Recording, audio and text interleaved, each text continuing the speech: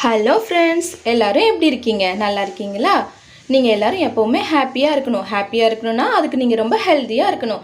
ஹெல்த்தியாக இருக்கிறதுக்கு நான் சொல்கிற இந்த டிப்ஸை நீங்கள் இப்போ ஃபாலோ பண்ணுங்கள்.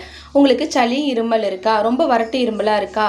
கொஞ்சமாக முருங்கை இலை எடுத்துக்கோங்க. அது நல்லா கொழுந்தாக இருக்கணும்.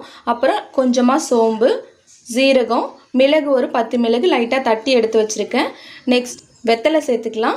அப்புறம் துளசி, அப்புறம் கற்பூரவள்ளி இலை, இது எல்லாத்தையும் ஒன்றா சேர்த்து தண்ணியில் போட்டு நல்லா கொதிக்க வச்சுருங்க. தண்ணி நல்லா கொதிச்சதுக்கப்புறமா வடிகட்டி எடுத்து குடிங்க. சளி இருமல் பிரச்சனைலாம் இருக்காது.